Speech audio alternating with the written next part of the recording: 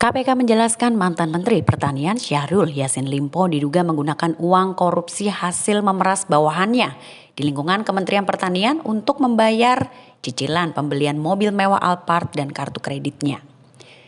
Informasi ini disampaikan oleh Wakil Ketua KPK Johanis Tanak dalam konferensi pers di Gedung KPK Jakarta Selatan pada hari ini, Rabu 11 Oktober.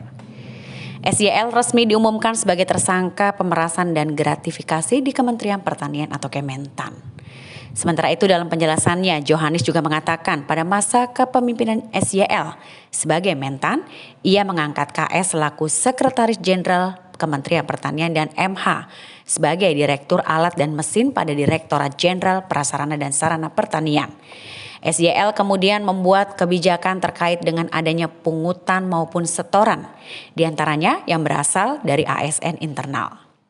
Setoran dan pungutan tersebut oleh Kementan kemudian dipakainya untuk memenuhi kebutuhan pribadi, termasuk juga untuk keluarga intinya.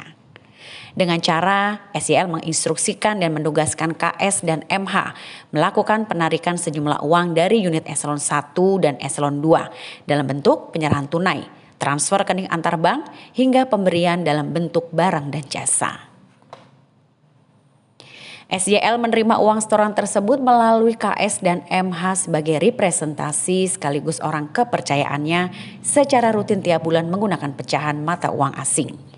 Dilansir dari Kompas TV, sebelumnya Johanis menyebut pihaknya juga melakukan penyidikan perkara dugaan tindakan pidana korupsi terkait bersama-sama menyalahgunakan kekuasaan dengan memaksa memberikan sesuatu untuk proses lelang jabatan. Setelah diperoleh kecukupan alat bukti untuk dinaikkan ke tahap penyidikan, KPK akhirnya menetapkan dan mengumumkan sejumlah tersangka. SYL, Menteri Pertanian Republik Indonesia, periode 2019-2024, 2 KS, Sekretaris Jenderal Kementerian Pertanian Republik Indonesia, ketiga adalah MH, Direktur Alat dan Mesin Pertanian, Direktorat Jenderal Prasarana dan Sarana Pertanian, Kementerian Pertanian Republik Indonesia. Adapun konstruksi perkara diduga telah terjadi. Pertama, SYL menjabat sebagai Menteri Pertanian RI periode 2019 sampai 2024 di Kementerian Pertanian Republik Indonesia. Selanjutnya dalam periode kepemimpinan SYL ini selaku Menteri Pertanian, KS diangkat dan dilantik selaku Sekretaris Jenderal Kementerian Pertanian dan MH juga diangkat dan dilantik selaku Direktur Alat dan Mesin pada Direktorat Jenderal Prasarana dan Sarana Pertanian Kementerian Pertanian RI. SYL kemudian membuat kebijakan personal kaitan adanya pungutan maupun setoran, diantaranya dari ASN internal Kementan untuk memenuhi kebutuhan pribadi termasuk keluarga intinya.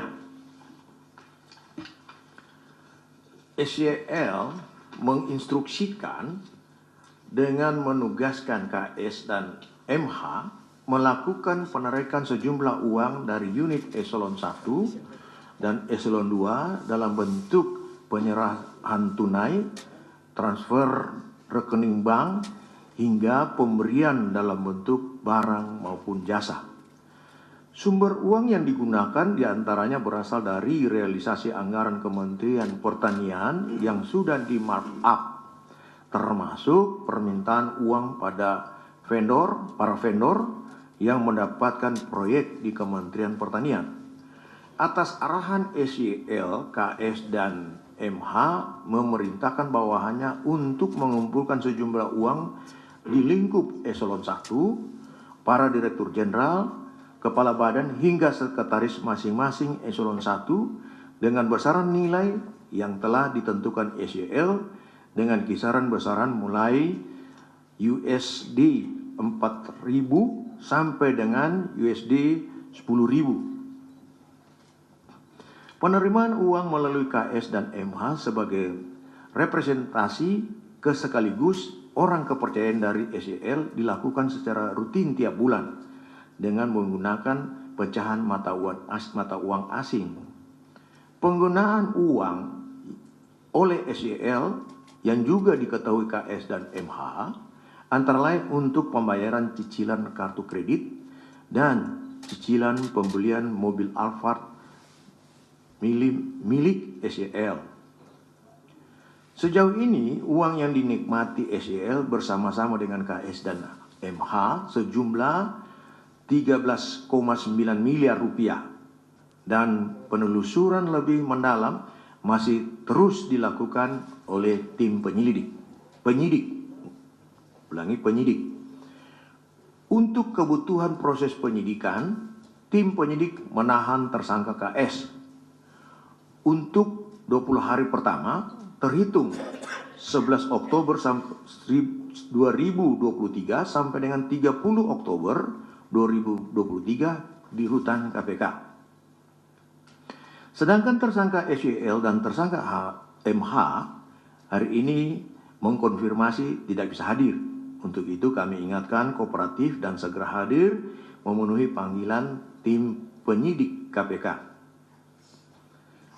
Para tersangka disangkakan melanggar pasal 12 huruf E, pasal 12 B besar Undang-Undang Republik Indonesia Nomor 31 Tahun 1999 tentang pemberantasan tindak pidana korupsi, sebagaimana telah diubah dengan Undang-Undang Republik Indonesia Nomor 20 Tahun 2001 tentang perubahan atas Undang-Undang Republik Indonesia Nomor 31 Tahun 99 tentang pemberantasan tindak pidana korupsi, Junto pasal 55 ayat 1 ke 1 KUHP.